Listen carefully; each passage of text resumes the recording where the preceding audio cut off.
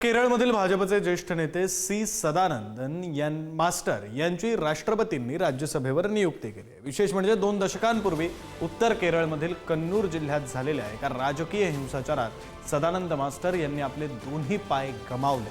कन्नूरच्या मट्टन्नूर जवळचं त्यांचं पेरिनचेरी हे गाव मार्क्सवादी कम्युनिस्ट पक्षाचा बालेकिल्ला होता। साम्यवादी समर्थकांच्या कुटुंबातून आलेले असूनही त्यांनी राष्ट्रीय स्वयंसेवक संघात प्रवेश केला। याच दरम्यान झालेल्या हिंसाचारात 1994 मध्ये त्यांच्यावर हल्ला झाला, ज्यात त्यांचे दोन्ही पाय गेले। मात्र दोन्ही पाय गमावूनही ते उभे राहिले, संघ परिवारातील काम सुरू ठेवलं आणि त्यानंतर शिक्षक म्हणजेच मास्टर म्हणून आपलं नाव कमावलं। त्यांच्या या इतक्या संघर्षमय प्रवासाला आता राज्यसभेच्या सदस्यत्वानं नवा आयाम मिळाला आहे। त्यांच्याविषयीची माहिती घेऊया ग्राफिक्सच्या माध्यमातून। सदानंदन मास्टर यांचा जन्म केरळच्या कन्नूरमध्ये झाला। इतरांप्रमाणे त्यांच्या कुटुंबातही डाव्या विचारांचा पगडा होता। मात्र सदानंदन राष्ट्रीय स्वयंसेवक संघाकडे आकर्षित झाले।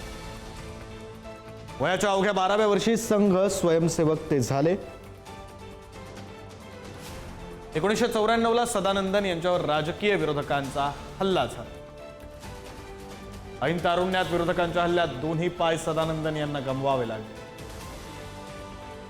2 पाय गमावल्यानंतरही राजकीय संघर्ष आणि समाजकार्य सुरूच ठेवलं। 1999 ते 2020 दरम्यान सदानंदन यांनी शिक्षक म्हणून काम सुरू केलं। राष्ट्रीय स्वयंसेवक संघासह शिक्षक म्हणून सदानंदन यांचं काम सुरूच होतं।